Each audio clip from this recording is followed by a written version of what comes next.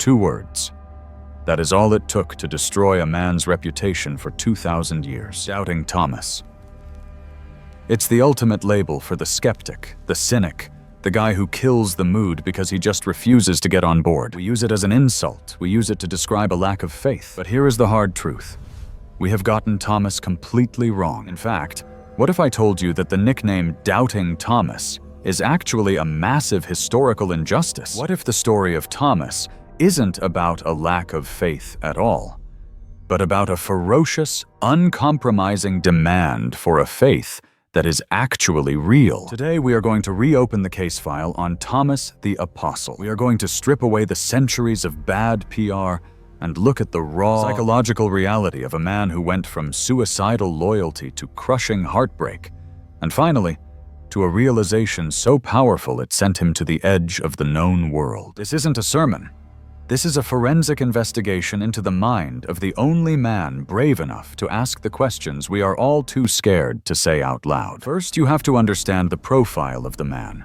Before the doubt, before the upper room, before the resurrection, who was he? The texts call him the twin, Didymus. We don't know who his twin was. Maybe that's poetic, maybe his twin is us. But we do know his character. And his character was not skeptical. It was intense. To see the real Thomas, we have to rewind to a moment of absolute terror in the Gospel of John, chapter 11. The situation is critical. Jesus gets word that his friend Lazarus is dying in Bethany. Now, look at a map. Bethany is in Judea. Just days prior, Jesus and his crew were in Judea, and it was a war zone. The religious authorities weren't just angry. They were picking up jagged rocks to crush Jesus' skull. They barely escaped with their lives. So when Jesus says, "Let's go back to Judea," the disciples look at him like he is insane. They are paralyzed. They are thinking about their families, their futures, their very survival. They know that going back to Judea isn't a mission trip. It's a suicide mission. The air in the room is thick with that specific kind of fear that makes your stomach turn. Silence falls. Nobody wants to go. Nobody wants to die. And then one voice breaks the silence. It's not Peter, the loudmouth. It's not John, the beloved. It is Thomas. He looks around at these terrified men. He looks at Jesus, and he says 7 words that define his entire existence. Let us also go, that we may die with him. Pause on that. That we may die with him. This is not a man who doubts. This is a man with the grit of a soldier. He isn't saying, "I think everything will be fine." He is saying, "We are probably going to be slaughtered, but if he is going, I am going." It is a declaration of absolute reckless loyalty. He is a realist. He sees the danger clearly, but his devotion overrides his survival instinct. This is the baseline. This is the man we are dealing with. Loyal to the point of death. Fast forward, we are in the upper room. The Last Supper. The atmosphere is heavy, suffocating. Jesus is talking about leaving them. He's speaking in high-level metaphors about the Father's house and preparing a place. He looks at these confused fishermen and tax collectors and says, "You know the way to the place where I am going." Now look at the room. The other disciples are nodding. They don't have a clue what Jesus is talking about, but they are too embarrassed to admit it. They are doing that thing we all do, pretending to understand so we don't look stupid. But Thomas doesn't play that game. He physically cannot pretend. He interrupts the Messiah. He cuts through the spiritual jargon with a brutally practical question. "Lord, we don't know where you are going, so how can we know the way?" This is intellectual honesty. He is the student who raises his hand when everyone else is faking it. He is saying, "I need a map. I need clarity. I cannot follow you if I don't know the destination." And because he had the guts to ask that dumb question, Jesus gives us one of the most famous lines in history. "I am the way and the truth and the life." That answer only exists because Thomas demanded clarity. He needs his faith to make sense. He needs it to be grounded in reality, not just vague sentiment. And then the world ends. The crucifixion happens. And for Thomas, this isn't just a theological event. It is a traumatic shattering of his reality. Remember, this is the guy who was willing to die for Jesus, and now he has to watch Jesus die. And not just die, but be humiliated, tortured, and executed by the state. He sees the nails. He hears the hammer. He watches the life drain out of the man he bet his entire life on. The movement is dead. The hope is dead. The logic is broken. For a man like Thomas, who deals in facts and hard realities, this is the ultimate data point. Death is final. The empire won. Jesus lost. The days following the crucifixion are a blur of terror. The disciples are hiding behind locked doors, terrified that the Roman soldiers are coming for them next. But on that first Easter Sunday, when Jesus appears to the group, Thomas isn't there. The text doesn't tell us where he was, but psychological profiling gives us a clue. While the others huddled together for comfort, Thomas likely isolated himself. That is how some people process grief. They pull away. They walk the streets alone. They stare at the wall. So when he finally comes back to the safe house, he walks into a scene of mass hysteria. His friends, who were suicidal with grief just hours ago, are now manic.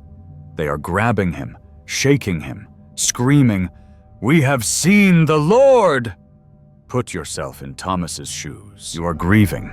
You are traumatized. And now your friends seem to be suffering from a collective psychotic break. We have seen the Lord. To Thomas, this sounds like a cruel joke. It sounds like wishful thinking. It sounds like denial. His practical, logical mind kicks in. He refuses to be gaslit by their grief-induced hallucinations. He draws a line in the sand. He says, "Unless I see the nail marks in his hands and put my finger where the nails were and put my hand into his side, I will not believe." This is the moment he gets his nickname. But look closer. Look at the specificity. He doesn't say, "Unless I see him." He says, "Unless I see the nail marks." Why? Because he needs to identify the body. He needs forensic proof. He is saying, "I don't want to see a ghost. I don't want to see a spirit. I need to know that the man who is alive is the same man who bled and died. I need to know that the resurrection includes the scars." He is demanding a faith that acknowledges the horror of Good Friday while celebrating the victory of Easter. He refuses to sweep the pain under the rug. He is stubborn, yes, but he is honest. For 7 days, 168 hours, Thomas sits in that room. Imagine the tension. Everyone else is celebrating.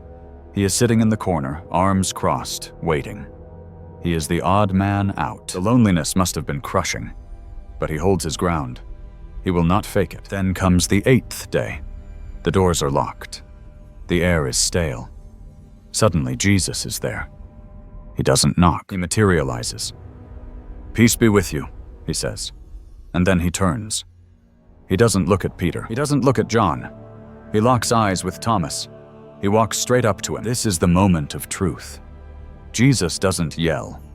He doesn't say, "How dare you question me?" He doesn't shame him. Instead, Jesus does something unthinkable. He extends his hands. He exposes the wounds. He repeats Thomas's own demands back to him, word for word. "Put your finger here. See my hands. Reach out your hand and put it into my side." Jesus is essentially saying, "I heard you. I am not afraid of your doubt. I am not intimidated by your need for proof. You want to touch the scars? Here they are. Touch them." It is a moment of overwhelming vulnerability and grace. Jesus meets Thomas exactly where he is, in the middle of his skepticism. And Thomas collapses. We don't even know if he actually touched the wounds.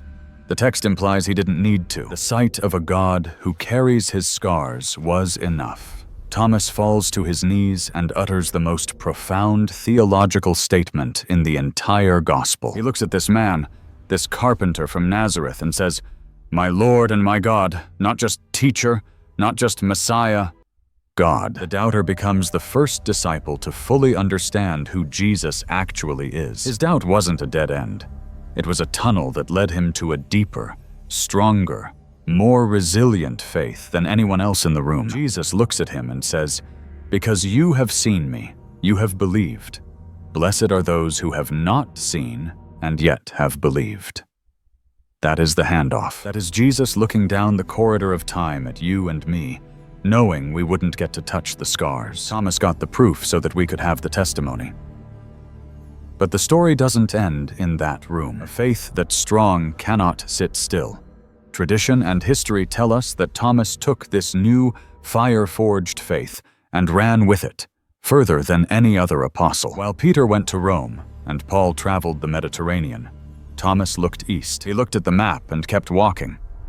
He traveled through Persia, down the trade routes, all the way to the Malabar coast of India. He spent decades there.